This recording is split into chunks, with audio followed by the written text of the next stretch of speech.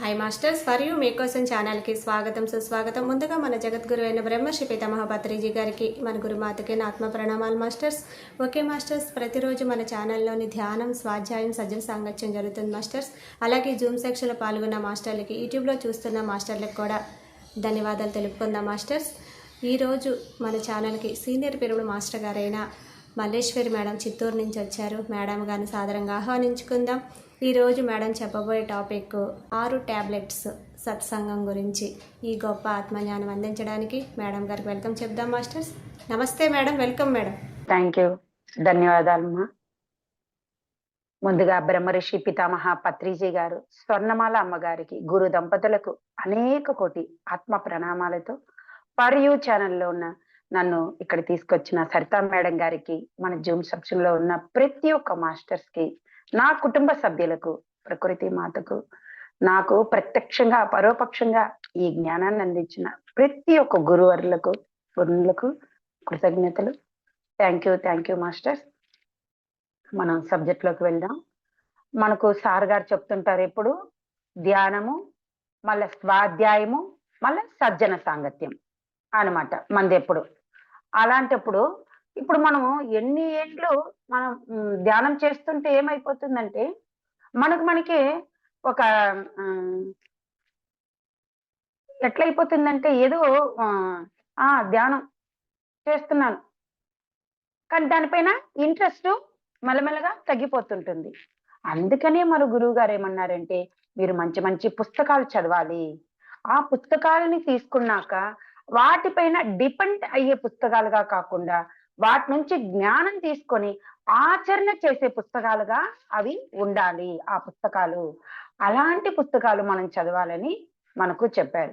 ఆ పుస్తకాల నుంచి జ్ఞానం తీసుకున్నాక ఏం చేయాలి? మనము సజ్జన సాంగత్యం చేయాలి, దాన్ని పంచుకోవాలి. పంచితేనే పెంచబడుతుంది. అలా ఒక అద్భుతమైన నాలెడ్జి మేము ఆ సాంగత్యంలో, స్వాధ్యాయంలో తీసుకున్న నాలెడ్జ్ ఏమంటే, మన గోపాలకృష్ణ గారు, డాక్టర్ గోపాలకృష్ణ గారు, వాళ్ళు ఆంధ్రప్రదేశంలో విశాఖపట్నం శివూరు గ్రామంలో తన 6వ సంతానము. సార్ గారు ఎంబీబీఎస్ 996లో తను ఎంబీబీఎస్ కంప్లీట్ చేసుకొని డాక్టర్ గా పట్టభద్రులై, అక్కడి నుంచి వాళ్ళు అరవిరలంగా కృషితో ధ్యానము, ఆధ్యాత్మికము, శ్వాస మీద ధ్యాస అనే దాన్ని తను ప్రాక్టికల్ చేసి, అంటే ఏది మన గురువు గారు మనకి ఈ రోజు వాళ్ళొక సాంగత్యంలో మనకు యూట్యూబ్ లో వాళ్ళొక జ్ఞానాన్ని ఇచ్చారు బ్రహ్మర్షి పితామహ పత్రిజీ గారు. ఆ జ్ఞానాన్ని తను ఆచరణగా చేసి చూడండి. ఆచరణగా ఒక డాక్టర్ గా, సాధారణ మనిషి కాదు ఆయన, ఒక డాక్టరే దాన్ని ఆచరణ చేసి ఆ ఒక సాంగత్యాన్ని తను టాబ్లెట్లుగా మార్చి, ఆ టాబ్లెట్లని పుస్తకాల రూపంలో నిరంతరం మనం వేసుకునే టాబ్లెట్ మన దగ్గర ఉండాలి కదా.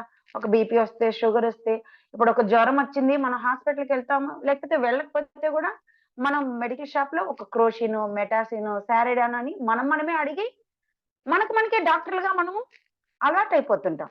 అలాంటి ఒక డాక్టర్, నీకు నీవే డాక్టర్గా అవ్వాలని తన ఒక ప్రయత్నం అనమాట. డాక్టర్ గారు ఒక ప్రయత్నం. అందువల్ల తను ఆ మెడికల్ ప్రాక్టీస్ లో ఈ ధ్యానం ద్వారా సంపూర్ణ ఆరోగ్యం అన్న అంశంలో నిరంతరం కృషి చేసి, అక్కడి నుంచి అమెరికా, లండన్ వంటి దేశాలు, పాశ్చాత్య దేశాలు, దుబాయ్, మారిషస్, మలేషియా అని చెప్పి 21 సంవత్సరాలు అరవిరాలంగా తను ఆ ఆధ్యాత్మిక అనుభవాలను తయారు చేసి అక్కడ 350 టాబ్లెట్లు తను కనుగొని, అందులో నాలెడ్జ్గా మాకు L1 క్లాస్ లో ఒక 12 టాబ్లెట్స్ అనే ఒక ప్రక్రియముఖంగా, కానీ 12 టాబ్లెట్స్ దానికి పేరే కానీ మాకు 150 టాబ్లెట్స్లు అక్కడ నేర్పించారనమాట.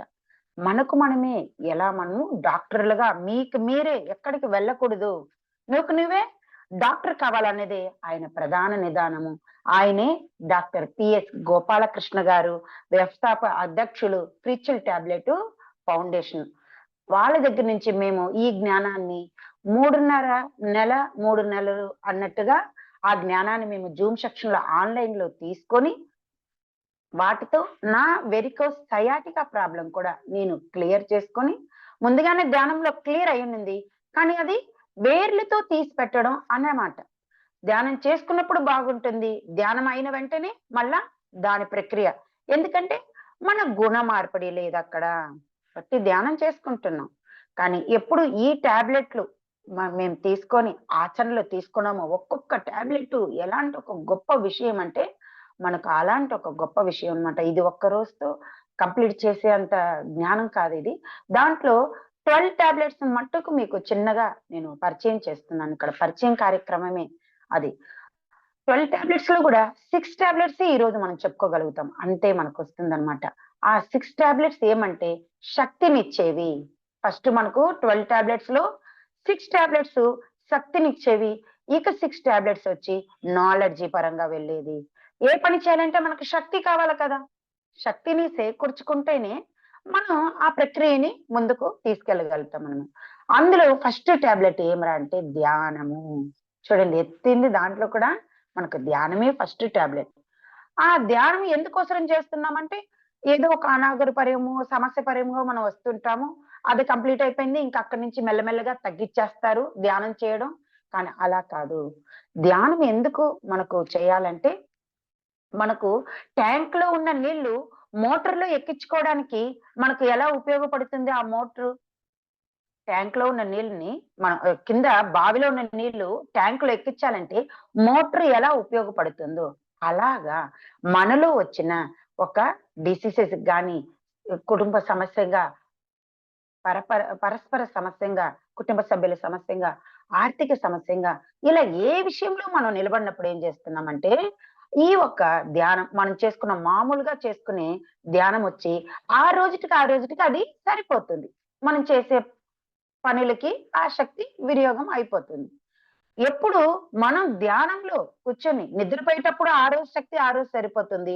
ధ్యానంలో కూర్చొని ఎప్పుడు మనం కాళ్ళు 2 క్రాస్ చేసుకొని, చేతులు 2 కలుపుకున్నాము, కళ్ళు 2 మూసుకున్నాము. అప్పుడేం చేస్తుంది? ఈ నాడి మండలం నుంచి ప్రాణ శక్తి అంటే మనకు 7 శరీరాల్లో ఉండే ఈ ఒక్క లోపల ఉన్న సెకండ్ బాడీ ఏమవుతుందంటే అది ప్రాణశక్తి. ఆ ప్రాణశక్తి మన వెన్నెముక్క గుండా 2,00,000 మన శరీరం మొత్తం 2,72,000 నాడీ సమాజంలో ఉన్నాము. అందులో 72,000 నాడులు మన వీపులో, మన వెన్నెముకలో ఉన్నాయన్నమాట. అక్కడే మన కిత జన్మత సంచిత కర్మ, ప్రారబ్ధ కర్మలు అనేటివి కొన్ని అక్కడే కూడుంటాయి. అందువల్ల మనకొచ్చే బ్లాక్స్ అన్నీ ఏమవుతాయంటే అక్కడి నుంచే స్టార్ట్ అవుతుంది. ఎప్పుడు మనం ఇందులో కూర్చొని ఈ ధ్యానాన్ని గంటలు గంటలు ఎవరికి ఎలాంటి ప్రాబ్లం ఉంటే వాళ్ళు తక్కువ కంటే తక్కువ 4-6 గంటలు చేయాలి. 6 గంటలు తను ఒకేసారి కూర్చోలేక అవస్థ పడుతుంటే 2 గంటలు కొంచెంసేపు లేయడం, మళ్ళా పోయి అట్లా తిరగడం, ఇట్లా తిరగడం, లేకపోతే ఒక పుస్తకం పెట్టుకొని చదవడం వీలున్న వాళ్ళు. మనలాగా గృహిణీలకు వీలుండదు కదా! కాబట్టి మనం ఏం చేస్తాం తెల్లవారి 2 గంటలు, మధ్యాహ్నం 2 గంటలు, సాయంత్రం 2 గంటలు. అలా విభజన చేసుకొని దానిపైన ఎక్కువ ఎందుకంటే దానిపైన మనకు ఇష్టం కావాలే కానీ కష్టం రాకూడదు. వీలైతే మీరు గంటలు గంటలు కూడా కూర్చోండి. అట్లా నేను కూర్చున్నాను.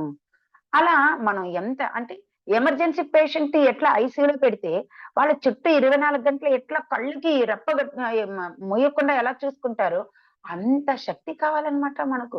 మనం ఎమర్జెన్సీలో ఉన్నప్పుడు. అప్పుడు కూడా నేను నా వయసు ఎంతుందో అన్ని నిమిషాలే కూర్చుంటానంటే, నేను ఇన్నేండ్లు కూర్చుంటున్నా నాకేమి రాలేదు, నాకేం ప్రక్రియ లేదంటే ఏం అర్థము? నేను ఎక్కువ తీసుకోలేదు. ఎంత సంపాదన కావాలో ఇంటికి కావాల్సింది నలుగురు వ్యక్తులున్నారు. అంత సంపాదన నేను చేయాలి. కానీ నేను ఒక్క వ్యక్తికి అయ్యేటట్లుగానే సంపాదన చేస్తే, ఇంట్లో మిగతా కార్యక్రమాలంతా ఎట్లా జరుగుతాయి? జరగవు. అది కూడదనమాట. అప్పుడేం చేస్తాడు ఆ మనిషి? నలుగురికి తిండి పెట్టాలి, స్కూలుకి పంపించాలి, ఇంకా కొంచెం చేర్చుకోవాలి, ముందుకు మనం వెళ్ళాలన్నప్పుడు తను రాత్రింబగలు కొన్ని ఏళ్ళు కష్టపడతాడు. ఏ ఒక్క ఫంక్షను, ఏ ఒక్క కార్యక్రమం చెప్తే గూడా, లేదు లేదు నాకు టైం లేదు. ఇంట్లో ఉన్న వాళ్ళు మీరెవరన్నా వెళ్ళండి. లేకపోతే అక్కడికి వెళ్ళకుండా కూడా నిలిచిపోతాడు. అలాగా మన దగ్గరకొచ్చిన సమస్యకి మనం ఎలా ప్రాక్టీస్ చేయాలంటే, ఇలా ప్రాక్టీస్ చేయాలి. గంటలు, గంటలు, గంటలు ఆ శక్తిని తీసుకోవాలి. అప్పుడేమవుతుంది? ఈ యొక్క ధ్యానము మనము ఉన్న బావిలో నుంచి నీరు తీసుకునేదానికి ఎలా మోటార్ ఉపయోగపడుతుందో, అలా తీసుకొని దాన్ని మనము రెండవది ఎందుకు ధ్యానం ఉపయోగపడుతుంది? రెండే విషయాలకి. ఒకటి దీనికి. రెండవది ధ్యానం ఎందుకు ఉపయోగపడుతుందంటే ఇతర లోకాలు చూసేదానికి. ఎన్నో త ఎన్నో లోకాలున్నాయి. కోటాను కోట్ల లోకాలున్నాయి. మనము ఈ భూమి ఒక్కటే. ఇక ఇక మనం ఏం పుట్టబోతామా పాడా? ఇంకా చనిపోయి మళ్ళా అట్లా అనుకుంటున్నారు. లేదు. ఇంకా మనం చాలా సార్లు మనం చేసుకున్న ఆ పుణ్యాన్ని బట్టి, కర్మను బట్టి మళ్ళా ఇంకా గొప్ప ఇంట్లో పుడతాం. అక్కడ లర్న్ చేయాలి. అట్లా వెళ్తారు. అలా మనం పోయిన జన్మలు ఏమిగా ఉన్నామని గూడా తెలుసుకునే సందర్భాలు గూడా ఈ ధ్యానంలో ఆస్ట్రల్ ట్రావెలింగ్ జరుగుతుంటాయి. ఆ ఆస్ట్రల్ ట్రావెలింగ్‌లో ఏమిగా ఉన్నాను చాలా మంది వాళ్ళ కర్మలు, జన్మలు చూసుకున్నారు. ఇక వర్తమానం గూడా మనం మానిఫెక్ట్ చేసుకోవచ్చు ధ్యానంలో. చూసారా? ధ్యానం ఎన్ని విషయాలకి మనకు ఉపయోగపడతా ఉంది ఈ ధ్యానం. మనం ఒట్టి ధ్యానం చేసినా నాకేం రావటం లేదంటే ఎట్లా చేస్తున్నావు ధ్యానము? దాన్ని ఎలా పట్టుకుంటున్నావు? అలా అని అందుకే గురువు గారు ఏమన్నారంటే, ఈ ధ్యానాన్ని ఇలా చేయాలి. మనకొక ఎమర్జెన్సీ వచ్చినప్పుడు, ఆ ఎమర్జెన్సీకి మనం ఎక్కడ డబ్బులు లేకపోతే ఇక్కడ అప్పు చేసి, అక్కడ అప్పు చేసి, ఏ ఫంక్షన్‌లకి వెళ్ళకుండా, ఎలాంటి ఖర్చులు చేయకుండా, ఎట్లో ఒక వ్రతంలాగా మనం కూర్చుంటాము ఇంట్లో. ఏమ్మా అంటే ఈయనకి ఒళ్ళు బాలేదు. ఏమ్మా అంటే ఇట్లా. ఏదో సమస్య. నాకు ఈ అని ఎట్లా కూర్చునేస్తాం? ఇప్పుడు కాదులే ఇదయినాక మళ్ళా పోదాం. అట్లాగా కూర్చోవాలి. అంత స్థిరతత్వంగా పట్టరాదు పట్టు పట్టెనేల బిగియ పట్టవలయు. పట్టు పట్టెదన కండపడు చచ్చుట మేలయ్యా విశ్వదాభిరామ వినరవేమ. అలాంటి పట్టుకోవాలి. వదలకూడదు. నువ్వా నేనా అన్నట్టుగా పట్టుకోవాలి. కానీ ఒట్టి ధ్యానమేంటే అర్థం కాదు. వాళ్ళకి బోర్ కొడుతుందని ఆయనకు తెలిసిపోయింది ముందుగానే సార్ గారికి. అందుకని ముందుగా నాన్న త్రిరత్నాలయ్యా స్వాధ్యాయం చెయ్యి. మంచి మంచి పుస్తకాలు చదువు. ఆ పుస్తకాల్లో తీసుకున్న జ్ఞానాన్ని నువ్వు అప్లై చెయ్యి. ఎప్పుడు అప్లై చేస్తావో నీ పైన దాన్ని మన పైన చేసుకోవాలి గదా! చేసుకున్నప్పుడే నువ్వు దాన్ని ఇంకొకరికి చెప్పగలుగుతావు. సజ్జన సాంగత్యం ఇది రావాలి అని చెప్పి ఫస్ట్ ఏమంటే మనకు ధ్యానము. అక్కడి నుంచి పిరమిడ్ ధ్యానం. సెకండ్ టాబ్లెట్ ఏమంటే పిరమిడ్ ధ్యానం. ఆ యాంగిల్ పరంగా ఎంత అద్భుత శక్తిని మనకు ఈ విశ్వమంతా ఉన్న ఆ శక్తిని ఒకే దారగా మన దగ్గరికి తీసుకొచ్చి ఎంత అద్భుతంగా దాన్ని అదెట్లా విశ్వమంతా ఉండిందని ఒకే దార తీసుకొస్తున్నారంటే ప్రాక్టికల్ గా చెప్పారు. భూతద్దాన్ని ఎండలో మనం ఎంతో ఎండలో పోతుంటాం. కానీ మన శరీరం పైన ఏమైనా బొబ్బలు వస్తాయా? రావు. కానీ ఎండ తాపం తెలుస్తుంది. అదే మనము ఆ ఎండే లేదు. ఆ భూతద్దాన్ని తీసుకొచ్చి మనం ఒక ప్రక్రియలో ఒక యాంగిల్ లో పెట్టినప్పుడు ఏమవుతుంది? ఆ ఎండనది ఎక్కడున్న ఆ చిన్న వేడిని కూడా అది మొత్తం లాగి తన ఒక శక్తితో ఆ దుర్బిన్‌లో నుంచి ఆ పేపర్‌ని కాలుస్తుంది. అలాగనే ఇందులో గూడా మన సార్ గారు ఏం చెప్పారంటే పిరమిడ్ ధ్యానం. ఈ పిరమిడ్ ధ్యానంలో ఆ కాస్మెటిక్ ఎనర్జీ ఈ ప్రపంచమంతా విరబోస్తున్నది. కానీ దాన్ని మనము గ్రహించలేము, తీసుకోలేము. ఆ శక్తి మనకు ఆ నాలెడ్జ్ లేదు. అందువల్ల నువ్వు పిరమిడ్‌లో కూర్చొని ఎప్పుడు ధ్యానం చేస్తావో అది నీకు రెండింతల శక్తి. వ్యక్తిగత జ్ఞానము గోరంతే శక్తి. పిరమిడ్‌లోను సామూహిక ధ్యానంలో కొండంత శక్తి అని మనకు గురువుగారు అంత అద్భుతంగా దాన్ని చెప్పారు. పిరమిడ్ ధ్యానం. ఆ పిరమిడ్‌లో యాంగిల్ షేప్‌లో పెట్టుకున్నప్పుడు అక్కడి నుంచి వచ్చే ఆ ఒక్క ప్రక్రియని విశేషపరంగా మనము మనలోని కణకణాలు కణకణాలు క్లియర్ అవుతుంటాయి. ఎంతో మంది వ్యాధితో బాధపడుతూ మళ్ళొచ్చి ఒక కన్సీవ్ లేడీ తన కోసం ఇలా ప్రతి ఒక్కరికి చూడండి అది సంజీవని లాగా ఆ ఒక పిరమిడ్ ఇంత అద్భుతంగా ఉపయోగపడతా ఉంది. ఎక్కడున్న ఎనర్జీని అంతా తీసుకొని అక్కడ ఉన్న ఆ నెగటివ్ తనాన్ని క్లియర్ చేసి ఆ ఎనర్జీ మనకు అందిస్తా ఉంది. ఈ పిరమిడ్ జలాన్ని ఎప్పటానుంచో కేరళ వాళ్ళు ప్రకృతి వైద్యంగా కూడా యూజ్ చేస్తున్నారు. కొన్ని చర్మ ప్రక్రియ చర్మాలకు కొన్ని డిసీజెస్ వస్తుంటే ఆ చర్మ వ్యాధులకి ఆ పిరమిడ్ నీళ్ళని యూజ్ చేసి కడుగుతున్నారు. అది మేము కూడా చూసాం. ఒకసారి సార్ గారు స్వయంగా వాళ్ళ జ్ఞానం చెప్పారు. స్వర్ణమాల అమ్మగారు నూనె పోసుకునేసి తన చేతి పైన అల్లాడుతుంటే సార్ గారు ఆ పిరమిడ్ క్యాప్ ని తీసుకొచ్చి పెట్టారంట. ఇదేంటి చాదస్తు ఈయన, నేను అల్లాడుతున్నాను, నూనె పోసుకొని మండుతున్నది, ఏదైనా మందు పూస్తామని చేస్తామని లేకుండా ఆ పిరమిడ్ తీసుకొచ్చే సరిపోతుందా అంటే, మందు కూడా పూసుకున్నారు. కానీ ఆ పిరమిడ్ పెట్టే లోపల వాళ్ళు ఒక 2, 3 గంటల అవస్థ పడ్డారే గాని మళ్ళా తనకు ఆ గాయం అనేది తనకే తెలియలేదంట మేడం గారికి. ఇకపోతే కొన్ని రోజులకి ఆ మచ్చ కూడా కనిపించలేదంట. ఆ పిరమిడు అంత ఉపయోగపడతా ఉంది మనకిక్కడ. అలాగనే మా ఇంట్లో కూడా స్వయంగా మేమేం చేసామంటే, ఒకసారి ఏదో పనిగా నేను ఊరికెళ్ళిపోవడం, ఫ్రిడ్జ్‌లో టమాటాలు మట్టుకు ఉండింది. ఆ టమాటాలకు మట్టుకు ఫ్రిడ్జ్ యూజ్ చేయాలని మా వారు ఏం చేశారంటే, ఫ్రిడ్జ్ పైన తీసి ఆ టమాటాలను పెట్టేసి, ఈ క్యాప్ ఎత్తి దానిపైన మూసి పెట్టేశారు. నేను రావడానికి 10 రోజులయ్యింది. వచ్చి ఫ్రిడ్జ్‌లో వెతుకుతున్నాను టమాటాలు ఎక్కడ, ఏం చేసినారు? అయిపోయిందంటే, లేదు లేదు ఫ్రిడ్జ్ పైన చూడు పెట్టున్నాను క్యాప్ కింద అన్నారు. చూస్తే మాస్టర్స్ ఎంత ఆశ్చర్యం అంటే, ఒక్క టమాటో కూడా పాలు కాలేదు. కానీ దీంట్లో మనం గుర్తించాల్సిందేమంటే, ముందుగానే ఉంటాయి కదా! అలాంటివేమైనా పెడితే దాన్ని అక్కడ సరిచేయదు. అది గుర్తు చేసుకోవాలి. మంచి పండ్లు, డ్యామేజ్ కానివి, అది అప్పటానుంచి ఇప్పటి వరకు మేము ఫ్రూట్స్ తీసుకురాని, ఏది తీసుకురాని అన్నిటిని మా యాక్టివా పైన ఒక పిరమిడు, అన్నిటిపైన నేను ఒక్కొక్క పిరమిడ్ క్యాప్స్‌ని నేను పెట్టడం నేర్చుకున్నాననమాట. ఈ పిరమిడ్‌లో శక్తి ఇంకా ఎంత శక్తి అంటే అద్భుత శక్తి. పిరమిడ్ శక్తి, అద్భుత శక్తి. మనం మామూలుగా కూర్చొని ధ్యానం చేసుకున్నప్పుడు మనకు ఆ శక్తిని తీసుకుంటున్నామా లేదా అని అర్థం కావటం లేదు. కానీ పిరమిడ్‌లో తీసుకున్నప్పుడు 4 శక్తి. అది కూడా ఒక గొప్ప అనుభవం నాతో జరిగింది. వంశీ సార్ గారు యూట్యూబ్‌లో నాకు పరిచయం అయ్యి మళ్ళా దాన్ని మేము జూమ్‌లో జాయిన్ అవ్వడం. నేను ఇలా జాతవనం వస్తున్నాను, మీరందరూ రండి అక్కడికి అని మమ్మల్ని పిలవటం. అదే ఫస్ట్ అన్నమాట. మా వారిని వేడుకుంటే ఇంకెప్పుడు నిన్నెక్కడ పిలవను. అదొక్కటి మట్టుకు నన్ను తీసుకెళ్ళను. ఎందుకంటే అది ఇక్కడి నుంచి 2, 3 బస్సులెక్కాలి. అది తెలీదు మనకు. ఊరు తెలీదు. అందుకని జెప్పేసి చిత్తూరు నుంచి పీలేరు, పీలేరు నుంచి మళ్ళా అక్కడ కదిరి ఆ బస్ పట్టాలన్నమాట. అక్కడి నుంచి మళ్ళా ఆటోలో వెళ్ళాలి. అట్లా నాకు రాదు, మీరు కూడా రండి, నాతో రండి అని చెప్పి ఆయన్ని ఎంతో రిక్వెస్ట్ చేసుకొని తీసుకెళ్ళాను. వెళ్ళామక్కడ. అదే పిరమిడ్ ధ్యానం అంటే ఏమి నేనంతవరకు నాకు తెలియనే తెలీదు. అదే ఫస్ట్ వెళ్ళాటం నేను. వెళ్ళిన రోజు ఎంచక్కా ధ్యానం చేసుకున్నాం, అంతా అయింది. సెకండ్ రోజు సార్ ఏదో క్లాస్ తీసుకుంటున్నారు, రాస్తున్నాము. నాకు అని చెప్పి చప్పుడొస్తాంది. ఏంటబ్బా! చప్పుడొస్తాంది నాకు అర్థం కాలే. ఇటుపక్క, అటుపక్క చూస్తున్నాం. మేమంతా దగ్గర దగ్గర ఒక 300, 400 మంది కూర్చున్నాం. మా వారు లాస్ట్‌లో కూర్చున్నారు. నేను ముందు కూర్చున్నాననమాట. కింద కూర్చొని సార్ చెప్పడం రాసుకుంటున్నాను. ఆయన తీస్తున్న స్పీచ్ వింటున్నాం. ఎక్కడి నుంచో చప్పుడొస్తాంది. ఏదో లోపల నుంచి ఏదో తోడుతూ వస్తున్నట్టు నాకేదో ఫీల్ అవుతాంది. నాకు అర్థం కాలే. మళ్ళా నేను ఏందో మళ్ళా రాసుకుని మళ్ళా స్టేజ్ పైన శివాజీ సార్ అని ఆయన కాళహస్తి సారు. పిరమిడు మన పత్రిగారు సార్‌తో 30 సంవత్సరాలు డ్రైవర్‌గా ఉండి తను క్రియాయోగం కూడా మహా అవతార్ బాబాజీ యొక్క క్రియాయోగం కూడా చేస్తూ సార్ చెప్పిస్తూ కేవెస్‌కంతా వెళ్ళొచ్చి చాలా ఎనర్జీ శక్తులన్నమాట ఆయన. ఇవి నాకేమీ తెలీదు. ఇది మనం పిరమిడ్‌కెళ్ళాం అంతే.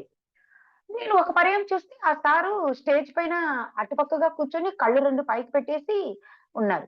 ఏందిది విచిత్రం, ఇంతమంది ఆడోళ్ళు, మగోళ్ళు ఇక్కడ కూర్చొని ఇంత గొప్పగా సారు వంశీ సారు క్లాస్ అంటే అది అది అది అద్భుతం కదా!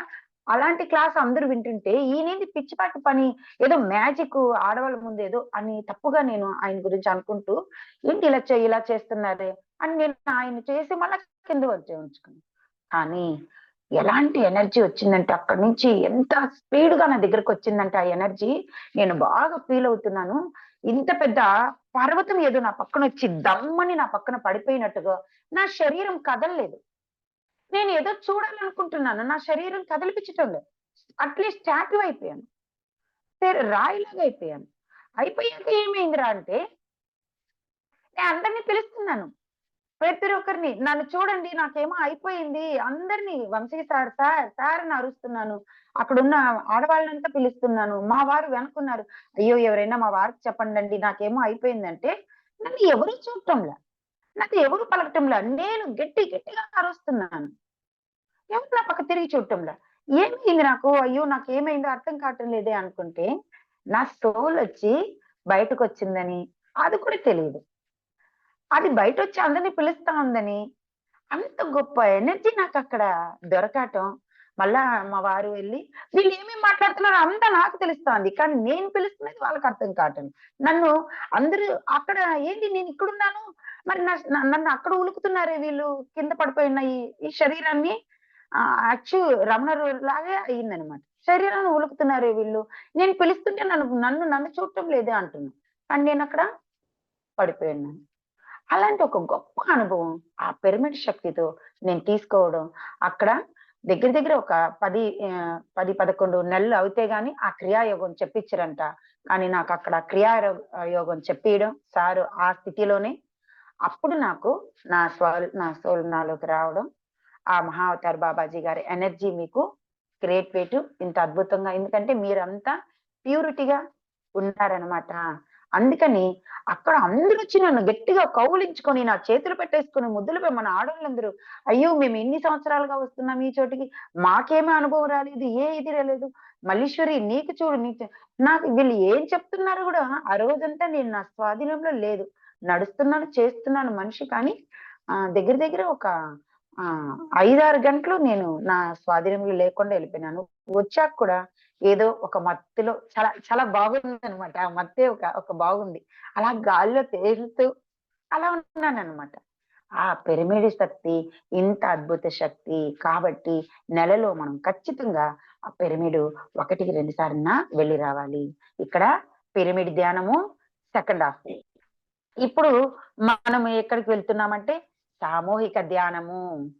పిరమిడ్ ధ్యానం నుంచి 3వ టాబ్లెట్ ఎవరా అంటే సామూహిక ధ్యానం. సామూహిక ధ్యానం ఎంత గొప్ప ధ్యానం కదా! ఆ ధ్యానము అక్కడ ఇంకా 6 శక్తి. అది అది కూడా చవి చూశాను. మనకు ఎన్నో అవస్థలు ఉన్నప్పుడు మనం ఒక్కళ్ళమే అంత శక్తి మనము మనం మోటివేట్ చేసుకోలేమన్నమాట. అంటే తీసుకోలేము. కొత్తగా అప్పుడే వస్తున్నాం మనం ధ్యానంలో. కాళ్ళు నొప్పులొస్తాయి. అస్సలు ఇష్టమే ఉండదు. నువ్వు లేసి వెళ్ళిపో, ఇదెందుకు నీకు అని మనల్ని ఎంతసేపు మనలో ఇంకొకడు ఉంటాడు కదా వికలాత్మ. ఈ ఆత్మకి వికలాత్మకి ఇద్దరు ఉంటారనమాట. వాడొచ్చి మనల్ని లేపుతుంటాడు. చాలు గాని ఇదేముంది దీంట్లో ఎందుకు కూర్చునేదని. కొంతమందికి ఉన్న నొప్పులన్నీ ఇంకా ఎక్కువ ఎత్తి వేస్తాయన్నమాట. వాళ్ళకి ఏ ప్రాబ్లం ఉందో ఆ ప్రాబ్లాన్ని ఇంకా ఎక్కువ చేయడం. లేకపోతే అందరికీ ఇదే వస్తుందని రీజన్ ఏం కాదు. ఒక్కొక్కరికి వాళ్ళొక్క స్టెమినా బట్టి, వాళ్ళొక్క ఇమ్యూనిటీ బట్టి, వాళ్ళొక్క శక్తిని, వాళ్ళొక్క బిలీవ్ బట్టి, వాళ్ళొక్క నమ్మకాన్ని బట్టి ఇవి ఇలా జరుగుతుంటాయి అన్నమాట. నాకు కూడా ధ్యానంలో కూర్చున్నప్పుడు ఎంత నొప్పులంటే ఏడ్చేసేదాన్ని. కాళ్ళు 2 ఇలా పిసుక్కుంటూ చేతులు నడుములు నేను అలా చేస్తుంటే, నీకు అవసరమా ఇది అని వాళ్ళు, మా ఇంట్లో ఉన్న వాళ్ళు, మా పిల్లలందరూ, వద్దు వచ్చేయి లేసేయి, ఎందుకు నువ్వు అవస్థ అంటే, అలా కాదు, దీంట్లో నేను ఈ 1 గంట ధ్యానంలో నేను కూర్చొనే తీరాలి. ఆ 1 గంటే నాకు 10 గంటల ధ్యానం కూర్చున్నంత బాధ అనమాట. పుంటి నొప్పులు ఎలా వస్తాయో అలా అవస్థ పడేదాన్ని. కొంచెం పడుకునేదాన్ని, అయ్యయ్యో పడుకోనని మళ్ళా లేసి కూర్చునేదాన్ని. మళ్ళా తిరిగి ఒక్కటి కాదు మాస్టర్, అట్లా అంత బాధపడేదాన్ని. లెక్కలేని నొప్పులంతా అప్పుడే వస్తాయి. కానీ బయట వెళ్ళిపోయినాక, లేసేసినాక గాల్లో తేలుతుంటుంది శరీరం. అప్పుడు అడగాలన్నా కూడా, ఇప్పుడు ఎట్లా మీరు ఎవరైనా హ్యాండ్ రైజ్ చేసి మాట్లాడంటే ఎవ్వరు బిల్కుల్ మాకొద్దన్నట్టు, అలాగే నేను కూడా ఉన్నానన్నమాట. మనకేం తెలుసులే, ఏం మాట్లాడేది, ఏదన్నా మాట్లాడేస్తామా, దానికంత గొప్ప జ్ఞానం కావాలి, మనం అంత వాళ్ళం కాదు, ఇంకా నేను క్లాస్ చెప్పడమే రాలేదు, హ్యాండ్ రైజ్ ఎట్లా, ఇట్లా ఇన్ని ఆలోచన పెట్టుకున్నప్పుడు, మనం ఆలోచన పెట్టుకున్నప్పుడు కూడా ఇంకొకరు ఆ ఒక విషయాన్ని క్వశ్చన్ అడిగేటప్పుడు నాకు నా జవాబు వచ్చేసేది అనమాట. అలా ఈ యొక్క సామూహిక ధ్యానంలో నాకు ఆస్ట్రల్ సర్జరీ జరిగింది. నా వెన్నెముకకి సర్జరీ జరిగింది. ఎప్పుడంటే అగ్గి భీమయ్య సార్ ఒక ధ్యానంలో అమరత్వం సిద్ధత్వం అంటూ, అది రెండోసారి చేస్తున్న సమయంలో సార్ ఒక ధ్యానంలో నేను కూర్చోవడం, లైట్ వర్కర్స్ అక్కడ, అప్పుడు నాకు అక్కడ ఆ ఒక ఇది జరిగింది. ఇంకోటి ఏమంటే, ఎందుకు సామూహిక ధ్యానం, నేను స్వయంగా నేను తెలుసుకున్నది ఇది అక్కడ జరిగింది. నేను తెలుసుకున్నది ఎట్లంటే, ఇప్పుడు చూడండి, మనం ఒక చర్చికి పోతాం. చర్చిలో వెళ్ళి ఇప్పుడు చాలా మంది కన్వర్ట్ అవ్వడం ఎందుకు ఫస్ట్? వాళ్ళ అనారోగ్యంగా ఉన్నప్పుడు వాళ్ళని పోయి పట్టుకుంటారు. ఇక్కడ భాషను, మతము ఇవి ఇవి కాదు నేను చెప్పడం. దేవుడో కాదు విషయం చెప్తున్నాను. అక్కడ వెళ్ళాక అక్కడ ఫాదర్ చేత ఏం చెప్తారంటే, "ఇదిగో ఈ మల్లీశ్వరమ్మ ఈమెకి అనారోగ్యంగా ఉన్నారు. ఈమె ఈమె ఈమొచ్చున్నారు మన చర్చికి" ఆయన రాసుకుంటారు. ఇక అక్కడ సరిత మేడం గారిని చూపించి, "వీళ్ళ పాపకి పెళ్లి కావాలి" అని వాళ్ళ పేరు రాసుకుంటారు. ఇంకొక మేడం పేరు చెప్పి, "ఇదిగో ఈమెకి కొడుక్కి ఉద్యోగం రావాలి." ఆయన ఏం చేస్తారంటే, నేను వెళ్ళాను కాబట్టి చెప్తున్నాను మాస్టర్. ఆయన దాన్ని ఒక నోటరీ రాసుకుంటాడు. రాసుకున్నాక అక్కడ అందరూ సమావేశమయ్యాక ఇప్పుడేం చేస్తారంటే, ఒక్కొక్కరి కోసరము 10, 10 నిమిషాలు ధ్యానం చేస్తారు. అందరూ మొత్తం ఒకే విషయం కోసం. ఇదిగో మల్లీశ్వరమ్మకి ఎంచక్కా ఆమె ఆరోగ్యవంతురాలుగా అయిపోయింది. ఆమె ఎంతో గొప్పగా పరిగెడతా ఉంది. చాలా శక్తివంతంగా అయిపోయింది. ఇక మీదట ఆమెకి అలాంటి డిసీజ్ అంతా తన ఒంట్లో నుంచి క్లియర్ అయిపోతా ఉంది. ఆమీన్, ఆమీన్, ఆమీన్ అని చెప్పి తదాస్తు, తదాస్తు, తదాస్తు అంటారు. అవునా కాదా? మనం అట్‌లీస్ట్ సినిమాలన్నా చూస్తాం. ఒకవేళ చర్చికి వెళ్ళకపోతే కూడా. ఇక్కడ ఏమవుతుంది? ఒకే విషయం గురించి అక్కడ ఆ షేప్ కూడా చూడండి పిరమిడ్ షేప్ అన్నమాట. ఆ చర్చ్ యొక్క షేప్ కూడా మన గుళ్ళు, గోపురాలు కూడా అదే. మనం గుర్తించలేదు. అక్కడ అలా జరుగుతుంది. కానీ మనము మన యొక్క గుడిల్లో వెళ్ళినప్పుడు ఏం చేస్తుంటాం మనము? ఏం చేస్తుంటామంటే నాకు స్వలుగా నా కోసరమే ఇండిపెండెంట్‌గా నా కోసరం మట్టుకు ఒక్కొక్కళ్ళు వాళ్ళ కోసరం మట్టుకు అక్కడ అర్చనలు, అభిషేకాలు చేస్తుంటారు. అవునా కదా మాస్టర్? అక్కడెలా మనకు క్లియర్ అవుతుంది. అక్కడ సామూహికంగా ఉన్నామే కానీ అక్కడ జరిగే పూజలు ఎలా జరుగుతున్నాయి? ఇండిపెండెంట్‌గా జరుగుతున్నాయి. ఇంకొకటి చెప్తాను చూడండి. ఇండిపెండెంట్‌గా అంటే మనం ఒకరోజు పూజకి ఈరోజు మా పెళ్లి రోజు అని చెప్పి పూజకి అన్ని వస్తువులు, సామాన్లు అన్ని ఆ దేవుడికి ఏమేమి పూజలు కావాలనో అన్ని తీసుకెళ్ళి అయ్యవారికిచ్చేసి పూజ చేపిస్తాం. ఆయన కూడా ఎంతో గ్రాండ్‌గా పూజ చేసుకొని, తట్ట తీసుకొని, హారతి తీసుకొని మన ముందొస్తారు.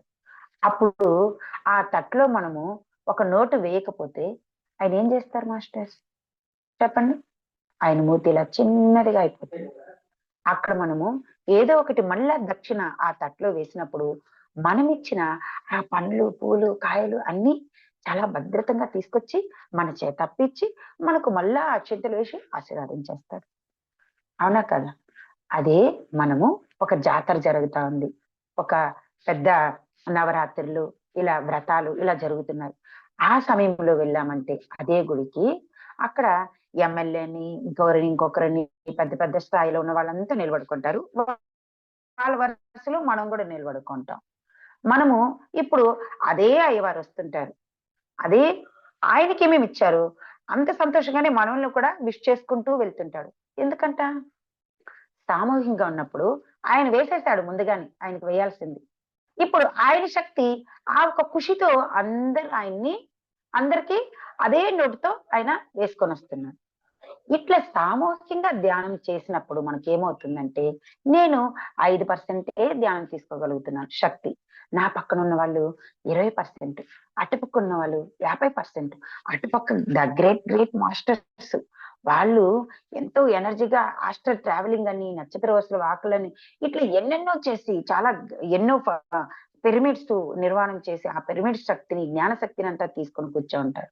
ఇప్పుడు మనమందరం అక్కడ ఒక్కటిగా కూర్చొని సామూహిక ధ్యానం చేసినప్పుడు ఏమవుతుందంటే అంతే పర్సెంటేజు నీకు కూడా వచ్చి చేరుతుంది.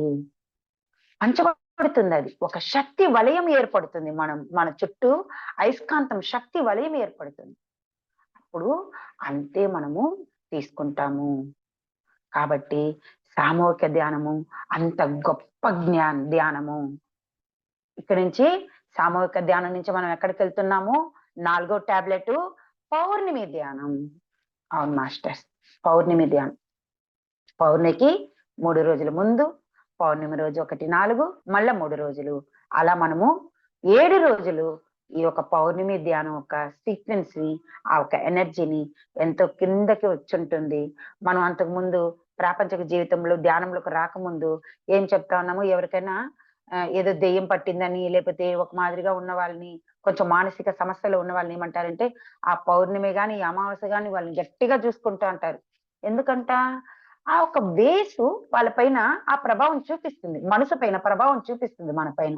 అందుకనే చెరువులకు వెళ్ళొద్దు, దీనికి వెళ్ళొద్దు, సముద్రాల దగ్గరికి వెళ్ళొద్దు, ఆటుపోట్లు ఎక్కువగా ఉంటాయి. అంత శక్తి మన దగ్గరికి తీసుకొస్తుంది, కానీ మనం దాన్ని గ్రహించలేకపోయాం. ఎప్పుడు మనం ధ్యానం అనే ఈ అద్భుత సంజీవిని మనం తీసుకున్నాము, తెలుసుకున్నాము, మనకు పంచారు, అప్పటి నుంచి ఇవన్నీ మనకు కొంచెం కొంచెంగా అర్థమవుతా వస్తాను.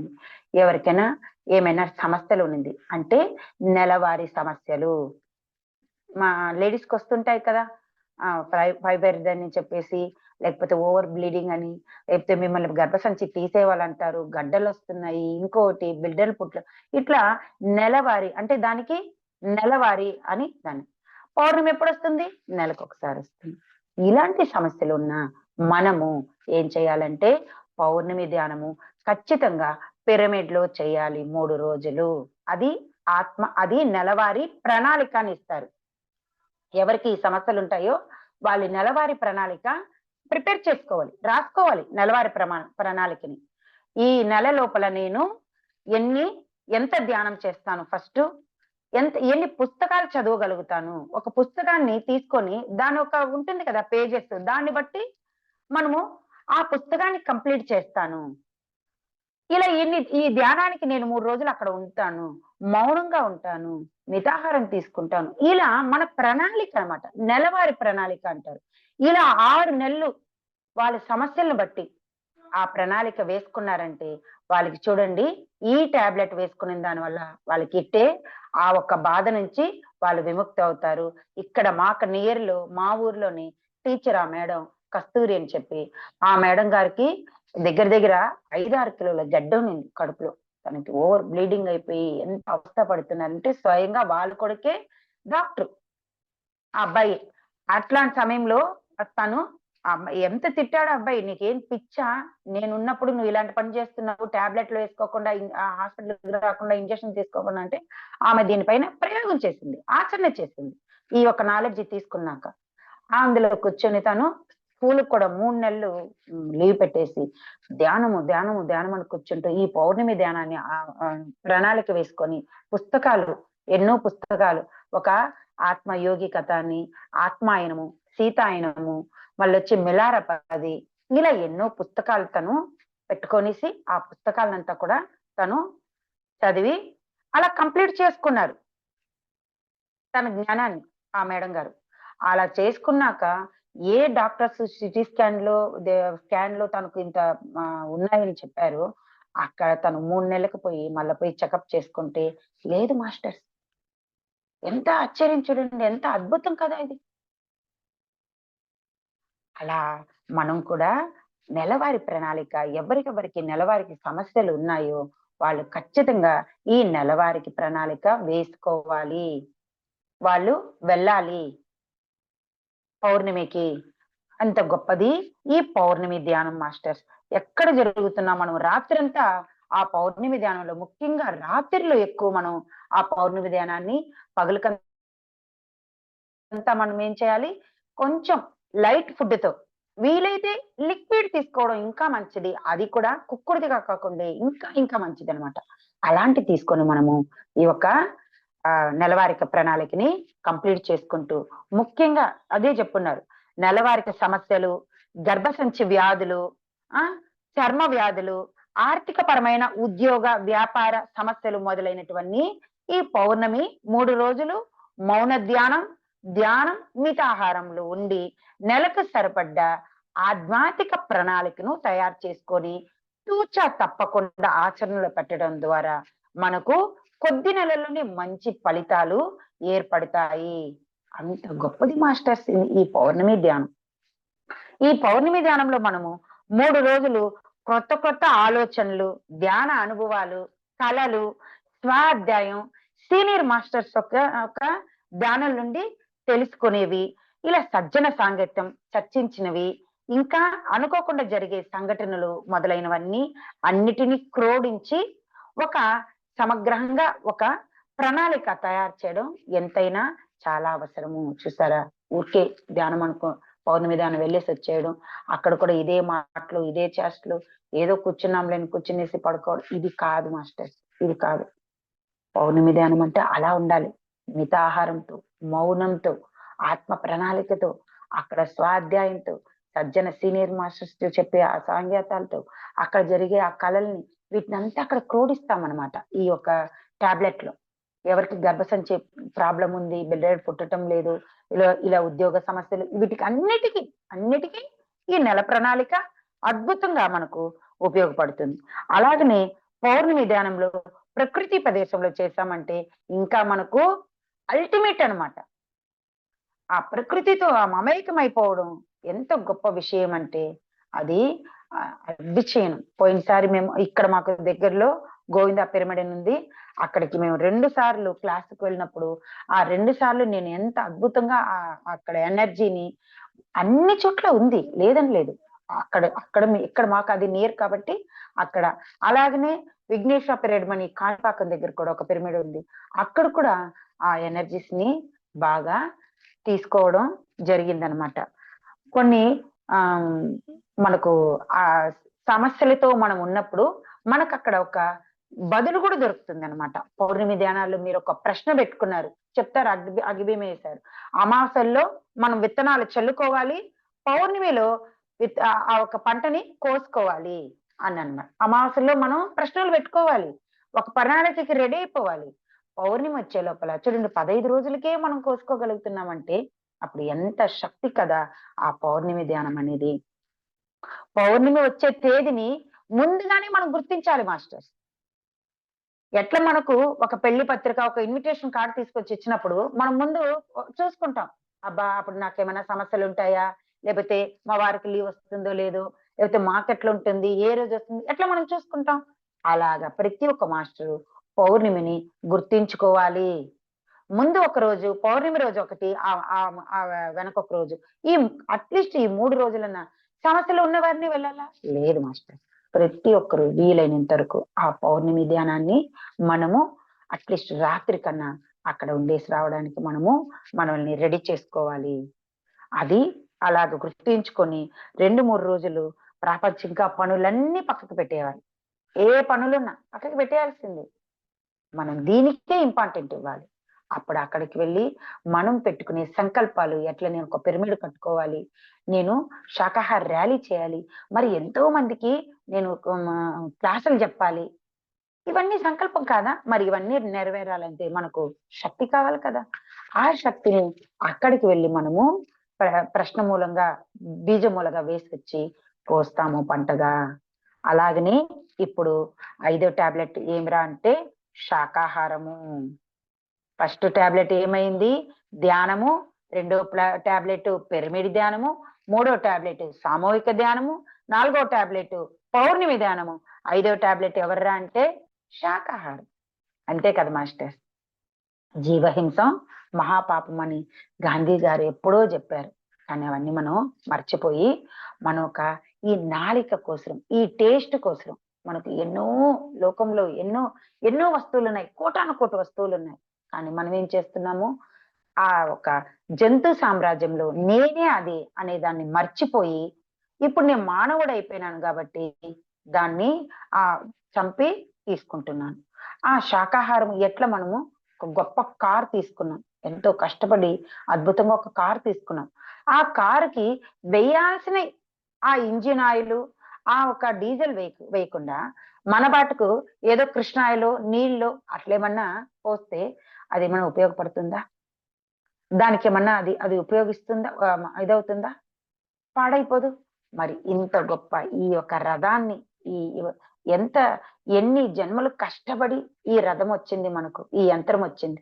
మరి ఈ యంత్రాన్ని అట్లాంటి ఒక ఈ యంత్రానికి వేయాల్సిన ఇంధనము అట్లాంటి ఒకటి వేస్తే ఇది ఎక్కడి నుంచి బాగుంటుంది? ఎట్లా దీనికి ఆరోగ్యం చేకూరుతుంది? కాబట్టి దీనికి ఇవ్వాల్సింది ఏమిరా అంటే ఖచ్చితంగా దీనికి ఇవ్వాల్సింది శాకాహారమే. మన చెడు కర్మకి అకౌంట్ లో పడుతుంది మన మాంసాహారం. కాబట్టి మనము తీసుకోవాల్సిన విధానంలో దాన్ని చెప్పారు, చంపబడితే చంపితే చంపబడుతుంది. దాన్ని చంపితే ఏమవుతుంది? మనం మన యొక్క అవస్థలతో మనం కూడా చంపబడతాం అన్న సూత్రాన్ని మన లిండా గుడ్మెన్ అనే ఆధ్యాత్మికవేత్త అద్భుతంగా మనకు అందించారు మాస్టర్. ఆయన మనం ఎవరా అంటే మనం ముందు నుంచే శాకాహారి. నేను శాకాహారిగా నుంచి ఫలాహారిగా మారాలి. ఫలాహారిగా నుంచి నేను ఎక్కడుండాలి? శ్వాసాహారిగా మారాలి. శ్వాసాహారిగా నుండి మౌనాహారికి వెళ్ళాలి అని చెప్పి అద్భుతంగా ఒక్కొక్క స్టెప్ బై స్టెప్ మనకి ఇస్తూ వచ్చారు లిండా గుడ్మెన్ గారు. వాళ్ళే కాకుండా మన పాపాలే మన కర్మలకు మన రోగాలు. నిజమే కదా, మరి వాటి శాపాలు ఊరికే పోతాయా? ఎట్లంటే దీనికి ఒక చిన్న ఉదాహరణ చెప్తున్నాను చూడండి మాస్టర్స్. ఇది బయట దేశంలో జరిగిన ఒక ఉదాహరణ. ఏమైందంటే తను ఒక అతను చాలా విపరీతంగా శాడిస్తనంతో అక్కడ ఉన్న వాళ్ళని కొంతమంది చంపుకుంటూ వస్తున్నాడు. తను ఎందుకు చంపుతున్నాడు అనేది ఎవరికి అర్థం కాలే. కానీ ఏ రోజుకైనా ఒక రోజు పట్టుబడే తీరాలి. ఆయన్ని పట్టేసుకున్నారు. పట్టేసుకున్నాక ఎందుకయ్యా నువ్వు ఇలాంటి, నీకేమైనా కక్ష, నీకేమైనా బాధ, ఎవరైనా నీకేమైనా ఇబ్బంది చేశారా, ఎందుకు ఒక మనిషిని చంపేదంటే చిన్న విషయమా అని చెప్పి వాళ్ళు అడిగే లోపల, అక్కడ జడ్జిమెంట్ లో అడిగే లోపల తను పని అనేసి భుజాలు ఎగరేసి అలా అన్నాడంట. అలా అనే లోపల వీళ్ళు, నువ్వు ఫనీకి చేస్తేను, కానీ నువ్వు ఖర్చుతో చేస్తాను, ఏది చేస్తాను శిక్ష శిక్షే. ఖచ్చితంగా అది అది యూనివర్స్ ఒక లా కదా, అది శిక్షే. కాబట్టి ఆయన్ని జైల్లో వేసేసారు. వేసేసాక ఏం చేశారంటే, ఇప్పుడు నీకు ఏం శిక్ష ఎట్లంటే నీ ఇష్టంగా నువ్వు ఎలా చనిపోవాలనుకుంటావు అలాగే చంపుతాం. ఎందుకంటే ప్రతి ఒక్కరిని నువ్వు ఒక ఆటగా ఫన్నీగా చేసుకొచ్చావు. కాబట్టి ఇప్పుడు నీకు శిక్ష వేయబోయేది కూడా అందరికి ఎట్లా ఏం చెప్తారు, హ్యాంగ్ చేసేయండి అంటారు. కానీ ఈయనకి ఎలాంటి ఒక ఇది ఇచ్చారంటే, నీకు నువ్వే చూస్ చేసుకో, నిన్ను హ్యాంగ్ చేయాలా, కత్తిలో పొడిచాలా, లేకపోతే నువ్వు ఎట్లా చెప్తే కాల్ చేయాలా, ఏం చెప్తే నీ ఇష్టమే ఇది కూడా అని చెప్పి ఆయనకే ఇచ్చేశారు అనమాట. ఆయన చాలా బాగా ఆలోచించి ఏం చేశాడంటే, ఓకే నన్ను పాముతో కొరిపించండి అని ఆయన డిసైడ్ చేసుకున్నాడు. ఓకే, ఆ రోజు వచ్చేసింది. తన్ని వచ్చిన రోజు ఒక పెద్ద పాము అద్దం ఉన్న ఒక గ్లాస్ బౌల్లో తీసుకొచ్చి, దానికి మూత ఉన్న ఒక బాటిల్తో తీసుకొచ్చి ఆయనకి చూపించారు. ఇదిగో చూడండి, ఈ పామి మిమ్మల్ని దీంతోనే కరిగిపించిపోతున్నాం అని చెప్పేసి. ఈయన ఓకే రెడీ అయిపోయాడు. కానీ ముందు ఆ శిక్ష వేసేటప్పుడు మన ఆ తలపైన గుడ్డ ఒకటి కప్పుతుంటారు. అంటే మన సినిమాలు చూస్తుంటాం, ఎవరికి దాన్ని నిజంగా చూడాల్సిన అట్లాంటి గతి ఎప్పుడు ఎవరికి పట్టకూడదు అనమాట. ఒక మనిషిని అలా చేయడం మనకు చూడాల్సిన గతి ఎవ్వరికి పట్టకూడదు. అది అక్కడ చూడడమే ఎక్కువ. అలా చేస్తారు. ఎందుకు వాళ్ళు ఇది వేసేస్తారు? ఎందుకు వేస్తారంటే, ఈ కళ్ళు ఎంత గొప్పదంటే, ఈ కళ్ళతో మనము ఆ ఒక విషయాన్ని చూడలేం. అంత బాధపడుతూ ఆయన నలిగిపోయి అట్లా విపరీతంగా అలా అల్లాడిపోతున్నాడంటే ఆయన మనం చూడగలుగుతామా? చెప్తాం కదా, అయ్యో అలా హ్యాంగ్ చేసుకున్నాను చూసే లోపల ఎందుకు చెప్తావులేండి, కళ్ళు 2 బయటకు వచ్చేసాయి, 4 బయటకు వచ్చాయి అని ఏదైనా చెప్తుంటారు. అది కూడా వన్ ఆఫ్ ద రీజన్. అలాగా ఈయనకి ఏం చేశారంటే, కళ్ళకు గంతలు కట్టేసి గుండె సూది ఉంది చూడండి మాస్టర్, దాన్ని తీసుకొని ఆయన చేయి పైన ఇలా పొడవటం. ఇలా పొడిచింది ఏమైందంటే, ఆయన ఒక 5 సెకండ్స్ కంతా మెల్లగా నీలమవుతున్నాడు. ఆయన బాడీ అంతా నీలమవుతూ నురుగులు వస్తున్నాయి అన్నమాట ఆయనకు. కానీ వెంటనే వీళ్ళు ఆ కళ్ళపై నుండి గంతలు తీసేసి, ఇదిగో చూడండి సార్, మిమ్మల్ని పాముతో అంతా మీ అంత క్రూరమైన వాళ్ళం మేము కాదు, పాముతో అంతా మిమ్మల్ని కొరిపించలేదు, ఇదిగో చూడండి ఈ నీడలతో పొడిచాం అంతే అని. ఆయన ఒప్పుకోలే. నాకు కళ్ళు గంతులు కట్టినాక నాకు బాగా తెలుస్తా ఉంది కదా, ఇక్కడ చురికి మనింది అనేసి అని లోపల వాళ్ళు అక్కడ వీడియో తీసి పెట్టున్నారు. ప్రూఫ్ కావాలి కదా ఇది కూడా అని చెప్పి ఆ వీడియోలో ఆయనకి చూపించారు. వాళ్ళు నీడిల్స్ తీసుకోవడం, అది పొడవడం, పొడిచిన ఒక 5 సెకండ్స్ కంతా ఆయన ఎలా రియాక్ట్ అవుతున్నాడు అన్న మొత్తం అక్కడ వీడియో అవుతా ఉంది. ఇది శాకాహారానికి ఈ పాముకి వీటికంతా ఏం లింక్ అని మన మాస్టర్స్ మీరు అనుకోవచ్చు. చూడండి మాస్టర్స్, ఆ ఒక జీవి తను మామూలుగా దాన్ని దొడ్లోకి దాని ఉండే దాని దీనిలోకి తీసుకెళ్లడం, దాన్ని ఆహారానికి తీసుకెళ్లడం, అది అది తెలుసుకుంటుంది. తనకు మనసు అంటే జంతు సామ్రాజ్యంలో ఉన్నప్పుడు మనసు యాక్టివేట్ అవుతుంది అన్నమాట. ఆ మనసు గురించి దాని వల్ల ఎవరు మంచి ఎవరు చెడ్డ అనేది దానికి తెలుసు. అది ఫీల్ అవుతుంది. చూడండి తన బిడ్డలాగా చెప్తాడు. ఇది నా బిడ్డలాగా నా నా పేరు పెడితే కూడా పరిచుకుంటూ వస్తుంటుంది. అలాంటిది అది ఫీల్ అవుతుంది. ఇప్పుడు వాడు ఎక్కడికి తీసుకెళ్తున్నాడో అది ఫీల్ అవుతాంది. ఫీల్ అయ్యాక ముందు అది ఎట్లా ఎట్లా అరుస్తుంది? మే మే మే అని ఎంత ధైర్యంగా. కానీ దాని కళేబరానికి తీసుకెళ్తున్నాడని నిలబడదు దాని గొంతు. మే మే అనేసి చాలా దుఃఖంతో దాని గొంతొస్తా ఉంటుంది. ఆ సౌండ్‌తో పక్కన ఉన్న తన తనతో ఉన్న వాళ్ళకందరికి అది ఇండికేషన్ ఇస్తుంది. ఇదిగో చూడు నన్ను తీసుకెళ్తున్నారు అని దుఃఖంతో తీసుకెళ్తారు. అది బాధపడుతూ వెళ్తుంది వాళ్ళతో.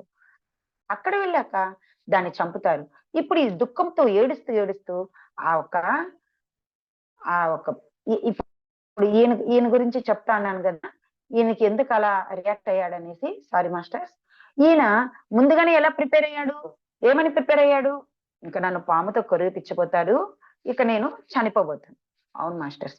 మన బ్రెయిన్‌లో ఎలాంటి సొల్యూషన్ విడుదలవుతుందంటే, మనము ఒక విషయాన్ని చూసిన మాత్రమనే, విన్నంత మాత్రమే ఇది వెంటనే మనసు సంకేతం వెళ్ళిపోయి బ్రెయిన్‌కి అందిచ్చేస్తుంది. అప్పుడు ఆ సిట్యుయేషన్‌కి తగినట్టుగా ఆ శరీరము రెడీ అయిపోతుంది. ఎంత నీరసంతో కూడా ఉన్ని తనకు సొంత వాళ్ళు ఎవరైనా వస్తున్నారు. లేతే మనం ఒక అమ్మోళ్ళ ఇంటికి మన అమ్మ ఇంటికి మనం పోవాలంటే మనకెంతో హుషారొచ్చేస్తుంది. ఎందుకంట అంతవరకు అనారోగ్యంగా ఉన్నామె వెంటనే అమ్మగారింట్లో వస్తున్నారు, అమ్మ ఇంటికి మనం పోతున్నామంటే మనకెంత హుషారొస్తుంది. మనమేం తిన్నామా? పడా? అంతవరకు జ్వరంలోను, బాధతోను కదా పడున్నాం. అంటే ఆ శక్తి, ఆ ఆలోచన, ఇష్టం అది బ్రెయిన్‌లోకి వెళ్లి చెప్పేసింది ఏమవుతుందంటే, అక్కడ అలాంటి సొల్యూషను ఆ బ్రెయిన్‌కి విడుదల చేసే శక్తి ఉంది మన దగ్గర. అదేం చేస్తుంది వెంటనే మనకు రీచార్జ్ చేసి, ఎక్కడ లేని ఎనర్జీనంతా ఇచ్చి, పోయేంత వరకు మనం చాలా హుషారుగా అక్కడికి పరిగెత్తాం. లేకపోతే వాళ్ళొచ్చి ఎళ్ళేంత వరకు ఇక్కడ హుషారుగా చేస్తాం. ఇంటికొకరొచ్చేస్తున్నారంటే. అదే ఒక విషయాన్ని విన్నప్పుడు కూడా అది చూడకుని ఆ విషయం గురించి తలిచి, తలిచి అయ్యో! అలాగనా? అలా అయిపోయాడా? అయ్యో! అని చెప్పి వాళ్ళ గురించి తలుసుకొని, తలుసుకొని మనము ఎంత బాధపడతాం, ఎంత నీరసమైపోతాం. అదే మనలో ఈ బ్రెయిన్ ఏం చేస్తుందంటే, మనం ఎలా ఉంటామో అలా రియాక్ట్ అయ్యే సొల్యూషన్స్ ఎప్పుడు మనకు విడుదల చేస్తూ ఉంటుంది. అది ఇక్కడ ఈ కళేబరంలో అదేం చేస్తుంది? తను విషాన్నంతా నన్ను చంపేస్తున్నారని దుఃఖంతో ఏడుస్తూ, ఏడుస్తూ ఆ విషాన్నంతా ఆ ఒక బాడీకి క్రియేట్ అయిపోతుంది. దానికెళ్ళిపోయి చేరిపోతుంది అంతా మొత్తం. అక్కడ అది వెళ్ళే లోపల అది విషభరితంగా అయిపోయి, అది అక్కడ చంపడం, ఆ విషాన్ని తీసుకొచ్చి మనం తింటున్నాం. అక్కడ తిన్నాక ఎన్ని గొడవలు చూడండి. ఆ ఒక్క జీవి చంపిన చోట గొడవ లేకుండా ఒక్క ఫంక్షన్ గూడా కాదు. ఎందుకు? అది చేస్తుంది వాళ్ళనట్ల. నన్ను అన్యాయంగా మీరు చంపారు కదా! కాబట్టి ఇదిగో మీరెట్లా సంతోషంగా ఉంటారు అని ఏ ఫంక్షన్‌కెళ్తేను ఆ ముక్కలు, చక్కలు, టక్కలు ఉండే చోట్లంతా ఇలాంటివన్నీ విపరీతంగా జరుగుతుంటాయి కాబట్టి మన మాస్టర్స్ ఏం చెప్పారంటే జీవహింస జీవిని హింసించడం వలన ఎంతమంది ఆ మహాపాపానికి భాగస్వాములు అవుతారంటే ఆమోదించిన వాడు, చంపేవాడు, నరికేవాడు, అమ్మేవాడు, కొనేవాడు, వండేవాడు, వడ్డించేవాడు, వడ్డించేవాడు, మరి తినేవాడు. ఈ మొత్తం మందికి ఆ కర్మలు పడతాయి.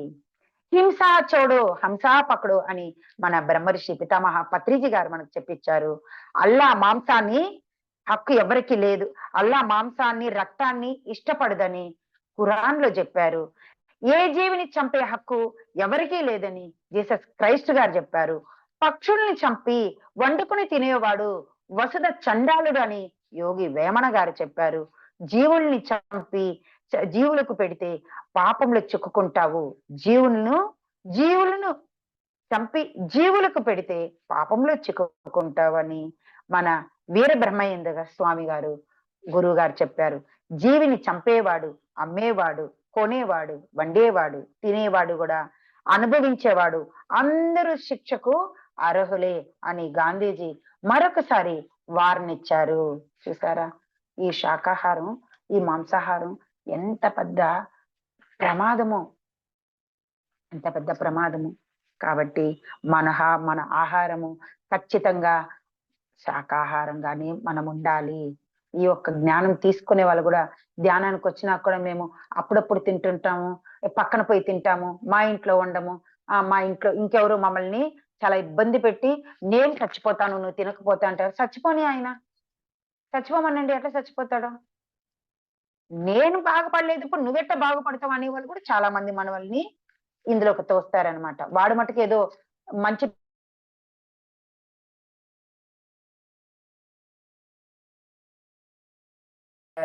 వాటిలో ఎలాంటి శక్తి లేదు. వాటిలో ఎలాంటి చచ్చిపోయిన దాంట్లో శక్తి ఎలా వస్తుంది? ప్రతి ఒక్క కాయగూరలు కొనేటప్పుడు అవి తాజాగా ఉన్నాయా, ఫ్రెష్‌వా, ప్రాణంతో ఉన్నాయా అని మనం తీసుకొస్తున్నాము. మరి అక్కడ ఒక ప్రాణి చచ్చిపోయింది. ఇంట్లో ఎలుక చచ్చిపోతుంది, పిల్లి చచ్చిపోతుంది. శ్మశానాలు వేసేస్తాం. మరి ఇది శ్మశానమా? ఈ కడుపు? కాదు కదా! మరి అలాంటి దాంట్లో ఇది వేస్తే మనం ఇంకేం మారతాం? ఈ దైవం ఎక్కడుంటుంది? దేహమే దేవాలయం. జీవుడే దేవుడు. ఈ దేవుడు ఎక్కడుంటాడు అందులో? రాక్షసుడే ఉంటాడు అని చాలా గట్టిగా ఈ శాకాహారం గురించి మనం తీసుకోవాలి నిర్ణయము. ఆ ర్యాలీలు మనం చేస్తూనే ఉండాలి మాస్టర్స్. అది. ఇకపోతే 6 టాబ్లెట్ మితాహారం, మౌనం. మనం ఏం చెప్తామంటే, మేడం ధ్యానానికి వచ్చే ముందైతే మేము 4 ఇడ్లీలు, 6 ఇడ్లీలు తింటా ఉన్నాను. ఇంకో మల్లీశ్వరి కూడా ఇప్పుడు మటుకు 1 ఇడ్లీ, 2 ఇడ్లీ తింటున్నాము అంతే. మితాహారము అంటున్నారు. మిత ఆహారము అంటే శరీరానికి తీసుకున్న ఆహారం కాదు మాస్టర్స్. మితాహారం అంటే పంచేంద్రియాలతో, జ్ఞానేంద్రియాలతో తీసుకునే ఆహారాన్ని మిత ఆహారం అంటారు. కళ్ళతో ఎంత చూస్తున్నావు? చెవులతో ఏం వింటున్నావు? నోటితో ఎంత పలుకుతున్నావు? ముక్కుతో ఎంత తీసుకుంటున్నావు? ఇక ఆలోచనతో, బుద్ధితో, మనసుతో ఇలా వీటినన్ని కూడా మనం ఈ శరీరానికి ఇచ్చే ఇంప్లూట్ అంటారు. మనం వేసుకునే ఆహారమే. కళ్ళతో ఇప్పుడు మనం బయట వెళ్తున్నాం. కానీ అక్కడ పక్కన చూసారంటే డ్రైనేజీలో నుంచి ఇంతింత కుప్పలు వారిపోసేసి ఆ సింక్ ఇంకా వేసి ఈ గవర్నమెంట్ ఎట్లే, ఈ ఇదెట్లే, అదెట్లే అని చెప్పి అక్కడ తిడుతుంటాం. కానీ అదే ఎదురుంగా మనకు ఒక పార్క్ ఉంటుంది. అద్భుతంగా అక్కడ పిల్లలు ఆడుకుంటూ ఎన్నో పూల ఆహ్లాదకరాలు జరుగుతుంటాయి. ఇంకా ఆ మేఘాలు ఒక పక్క అద్భుతంగా అలా అలా పోతూ ఉంటాయి. ఇలా ఇంకెన్నో విషయాలుంటాయి. కానీ నువ్వు తీసుకున్న విషయం ఎట్లాంటిది? ఇప్పుడు కళ్ళతో ఛీ! థు! హ! అనేసి అక్కడ ఎవరెవరినో మనం తిడుతూ చూడు ఎట్లని. నీ వల్ల అయితే క్లీన్ చెయ్యి. లేకపోతే దానిపైన అట్లాంటి ఆలోచన ఈ కళ్ళకి ఇవ్వవాక, తీసుకోవాక. నీకు ఆహ్లాదకరమైన ఆలోచనని ఆ ఒక ఆహ్, స్క్రీన్‌ని, ఆ ఒక దీన్ని చూడు. ఆ నేచురల్‌ని చూడు. అంతేగాని అది వదిలేసి ఇక్కడ ఉన్నదాన్ని నువ్వు తిట్టేదాని వల్ల ఏం తీసుకున్నాము? ఈ కళ్ళకి ఏమిచ్చినాము? ఏమి లేదు. అక్కడ వ్యర్థమే. అలాగనే చెవులతో వింటుంటాం. చెప్తారు అన్నీ చూసింది తప్పే. మనం అడిగేయడం. వినింది కూడా తప్పే. మొత్తం విచారణ చేయాలనేదే మన యొక్క న్యాయస్థానంలో. ఈ చూసింది తీసుకోరు, చెప్పింది తీసుకోరు. మొత్తం విచారణ అది ఇది అన్ని పెట్టి విచారించాకే అక్కడ ఒక నిర్ణయం తీర్పు తీసుకుంటారు. అలాగని ఈ చెవులు విన్నంత మాత్రం ఎవరో ఏమో చెప్పేశారు. మన దగ్గర చేర్చివేసేసారు. వెంటనే రియాక్ట్ అయిపోయి అక్కడ కాల్ చేసేస్తాం. లేకపోతే వాళ్ళతో తిరిగి మాట్లాడతాం. తప్పు.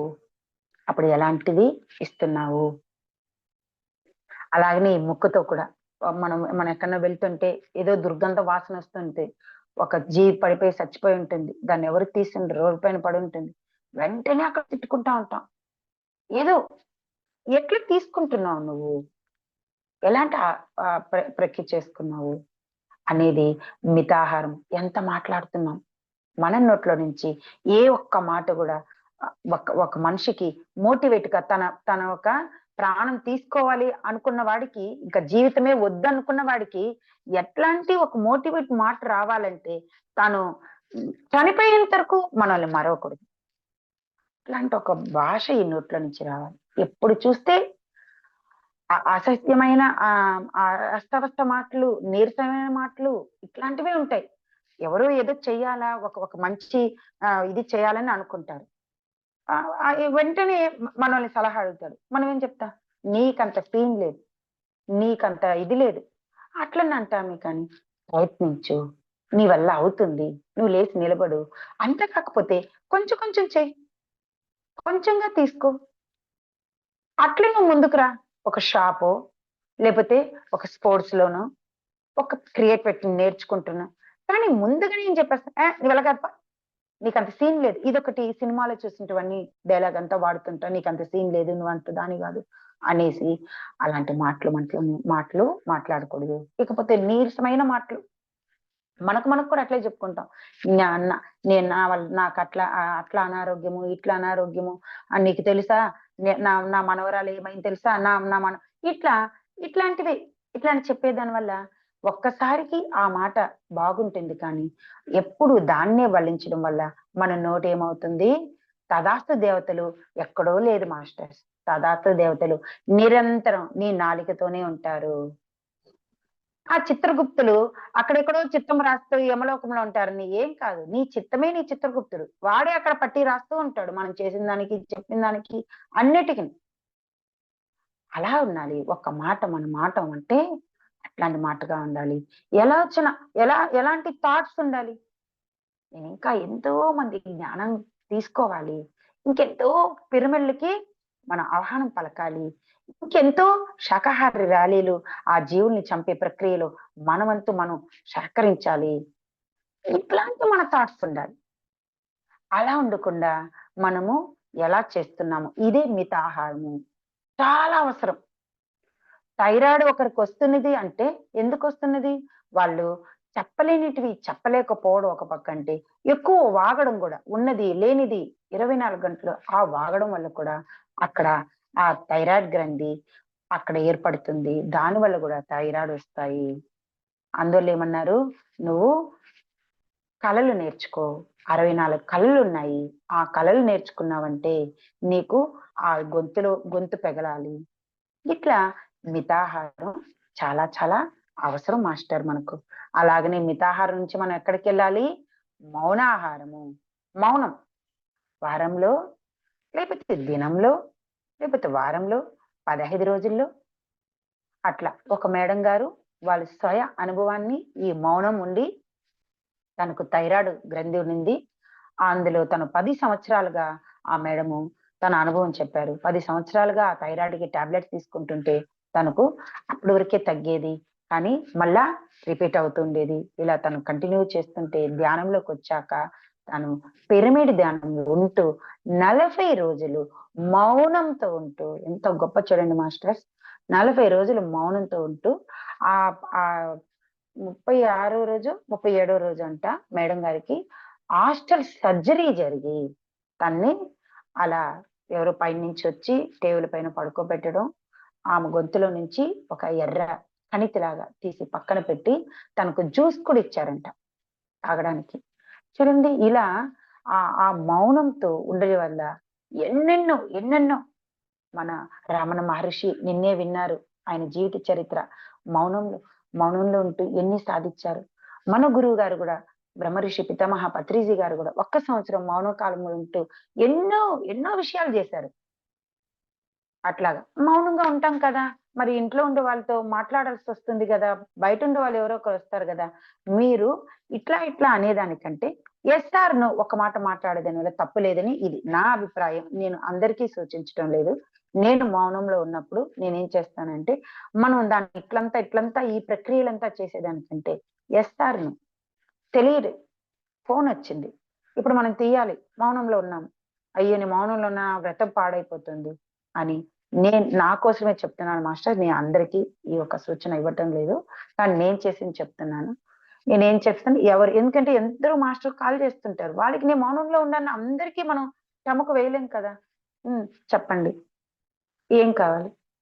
అట్లాగనా? అవసరమా? రేపు మాట్లాడతా. ఓకే. పెట్టేయడం. అందువల్ల మౌన భంగము అయ్యేది లేదు. మనం మౌనంలో ఉంటూ, టీవీలు చూస్తుంటూ, ఎవరో చర్చలు జరుగుతుంటే అమ్మలక్కలు చర్చల్లో కూర్చోవడం, సీరియల్స్ చూడడం, ఇది మౌనంలో నిలవదు. మౌనంలో మనం ఉన్నామంటే ఒక మంచి పుస్తకం తీసుకోవాలి, ఆ పుస్తకాన్ని చదవడానికి చేయాలి. మన ఇంట్లో మనవడు మనవరాళ్ళు, మన పిల్లలు వాళ్ళంతా ఉంటారు, గబక్కన వచ్చేస్తారు మన దగ్గర. అచ్చి పని మౌనంలో ఉన్నాను వాళ్ళ తరుముతామా? తప్పు. అది మౌనం లెక్క కాదు అని నేను నా ప్రక్రియ నేను చెప్తున్నాను మాస్టర్. అందరికీ ఇదే వర్తిస్తుందని నేను చెప్పటం లేదు. అలా కూడా ఉండొచ్చు. మీరు ముందుగా డిక్లేర్ చేసి నేను మౌనంతో ఉంటాను, సెల్ తాకను. ఇట్లా కూడా మౌనం అనేది చాలా అవసరం. రోజులో కూడా దగ్గర దగ్గర 4-5 గంటలు మౌనంగా ఉంటాం మేము. ఇన్ని చేస్తుండి కూడా. మౌనం అంటే బయటే కాదు, అంతర్మౌనం కూడా అంతే అవసరము. బాహ్యంలో మౌనంగా ఉంటున్నాన్ని లోపల మనం క్యాల్కులేషన్ వేస్తుంటే అది మౌనం కాదు. అలాగా మన మౌనంలో కూడా చాలా విషయాలు క్లారిటీకి తీసుకురాగలుగుతాము. చాలా ప్రశ్నలకి జవాబులు దొరుకుతాయి. మౌనంలో మనం ఉన్నప్పుడు మితాహారము, పిరమిడ్ ధ్యానము ఇలా అన్ని ఇంక్లూడ్ అయ్యాయంటే స్వాధ్యాయంతో ఇంకా అది అల్టిమేట్ మాస్టర్స్. అదన్నీ ఆ రుచి చూస్తేనే ఆ ఒక బంగిరి పండ్లు మాంపండ, నీలం మామిడి పండ్ల అనేది చెప్తే దాని టేస్ట్ తెలియదు. దాని రుచి చూస్తేనే ఒక్కటికొక్కటి అల్టిమేట్ అన్నమాట. అలాగే ఈరోజు మనము 6 టాబ్లెట్లు శక్తినిచ్చేవి. ఈ 6 టాబ్లెట్లు నిత్యం ఆచరణ చేసేటివి. అప్పుడప్పుడు వేసుకునేది కాదు. నిత్యం మనం ఆచరణ చేసేటివి. తెల్లారులేస్తే ధ్యానంలో. ఆ ధ్యానం ఏమవుతుంది మనకు? పిరమిడ్ క్యాప్స్ ఉన్నాయి, పెట్టుకుంటాం. మూడోది ఏమొచ్చింది మనకు? సామూహిక ధ్యానం. మనం జూమ్ సెక్షన్ లో అందరం కూర్చొని సామూహికంగా చేసుకుంటున్నాం. అక్కడి నుంచి ఎక్కడికి వెళ్తున్నాం మనము? పౌర్ణమికి మనము క్రియేటేషన్ చేసుకోవాలి, అక్కడికి వెళ్ళిపోవాలని. నాలుగోది శాకాహారిగా ముందుగానే మనకు మనం ఉన్నాం. ఇక మితాహారంతో ఎక్కువ ఆలోచనలు పెట్టుకోకుండా ఎంత ఎంత చేయాలో అంతే చేస్తూ, దేనికోసం చేయాలో దానికోసమే చేస్తూ వీలైనంత వరకు మనం మనల్ని మౌనంతో ఒకే 2 నిమిషాలు ధ్యానం చేసి విరామం తీసుకుందాం మాస్టర్స్. కళ్ళు 2 మూసుకుందాం, చేతులు 2 కూర్చుకుందాం. అద్భుతమైన ఈ నాలెడ్జిని అందుకున్నాము. డాక్టర్ పిఎస్ గోపాలకృష్ణ గారు ఇచ్చిన, మన గురువు గారు సూచనలతో తీసుకున్న, వాళ్ళిచ్చిన అద్భుతమైన జ్ఞానాన్ని తను ఆచరణలు చేసి దాన్ని మాటల రూపంగా రూపుదిద్ది చిన్న చిన్న పుస్తకాల రూపంగా నిరంతరం మన చేతులకు వేసుకునే గడియారము, లేకపోతే గాజులు, ఉంగరాలు కాదు, హస్తభూషణం. పుస్తకం హస్తభూషణం. నిరంతరం ఈ టాబ్లెట్ మనతో పెట్టుకుంటూ, మనకే కాకుండా ఈ టాబ్లెట్ ని అందరికి కూడా పంచుతూ, ఈ దేహమే దేవాలయం. ఈ జీవుడు ఇక్కడ ఒక మంచి ప్రణాళిక కోసం వస్తాడు, అనుభవం నేర్చుకునేడానికి. ఆ అనుభవం ఎట్లుంటుంది అని నేర్చుకోవడానికి వస్తాడు. కానీ ఇక్కడ వచ్చాక వేరే వ్యామోహంలో పడిపోయినప్పుడు ఇక్కడ ఈ కష్టము, ఈ దుఃఖము, ఈ యొక్క శరీరం పైన వచ్చే ఈ సమస్యలు మనకు అలారము, మనకు గుర్తు చేస్తుంది అనమాట. అప్పుడే కదా ఎవరు చూడండి, ఎట్లొచ్చావు నువ్వు అంటే, నాకు అనారోగ్యం ఎట్లునింది, లేకపోతే నా కొడుకు ఎట్లున్నాడు, నాకెట్లునింది అని ఏదో ఒక సమస్యతోని ఈ ధ్యానంలోకి మనము తిప్పుకుంటాము మనల్ని. అలాంటి ఒక అద్భుత ధ్యానాన్ని శ్వాస మీద ధ్యాసతో బయటకు వదిలే శ్వాసలో మనలో ఉండే అనారోగ్యము, భయము, దుఃఖము, ఆ వద్దన్న ఆ ఆలోచనలంతా వదిలేస్తున్నాం మాస్టర్స్. బొగ్గు పులుసు లోపలికి తీసుకునే గాలితో ఆక్సిజన్. నేను చాలా చాలా ఆరోగ్యంగా ఉన్నాను, నేను చాలా సంతోషంగా ఉన్నాను, నేను చాలా అదృష్టవంతురాలిని. ఇంత గొప్ప ఈ శరీరాన్ని ఇచ్చిన నా తల్లిదండ్రులకు, నా కుటుంబ సభ్యులకు, నాకు ఉండే కోటాన కోటి జనాలకు అందరికీ కృతజ్ఞతలు చెప్పుకుంటూ, ఇంత గొప్ప బయట వచ్చేయండి మాస్టర్స్. చేతులు 2 విడదీసుకొని కళ్ళ పైన పెట్టుకోండి. 5, 4, 3, 2, 1, 0. కళ్ళ పైన చేతులు విడదీస్తూ thank you, thank you, thank you. జై హో మహావతార్ బాబాజీకి. జై హో సదానంద యోగికి, జై హో పత్రిజీ మహారాజ్కి, జై సద్గురుభ్యో నమ. జై Gurudev master. Thank you madam. Thank you. మీట్లో ఉన్నారు madam. Hi masters, for you మీకోసం ఛానల్కి స్వాగతం సుస్వాగతం. ముందుగా మన జగద్గురు అయిన బ్రహ్మర్షి పితామహ పత్రిజీ గారికి, మన గురుమాతకి నా ఆత్మ ప్రణామాలు మాస్టర్స్. ఓకే మాస్టర్స్, ప్రతిరోజు మన ఛానల్లోని ధ్యానం, స్వాధ్యాయం, సజ్జన సాంగత్యం జరుగుతుంది మాస్టర్స్. అలాగే జూమ్ సెక్షన్లో పాల్గొన్న మాస్టర్లకి, యూట్యూబ్లో చూస్తున్న మాస్టర్లకు కూడా ధన్యవాదాలు తెలుపుకుందాం మాస్టర్స్. ఈరోజు మన ఛానల్కి సీనియర్ పిరమిడ్ మాస్టర్ గారైన మల్లేశ్వరి మేడం చిత్తూరు నుంచి వచ్చారు. మేడం గారిని సాదరంగా ఆహ్వానించుకుందాం. ఈరోజు మేడం చెప్పబోయే టాపిక్ 6 ట్యాబ్లెట్స్ సత్సంగం గురించి. ఈ గొప్ప ఆత్మజ్ఞానం అందించడానికి మేడం గారికి వెల్కమ్ చెప్దాం మాస్టర్స్. నమస్తే మేడం, వెల్కమ్ మేడం.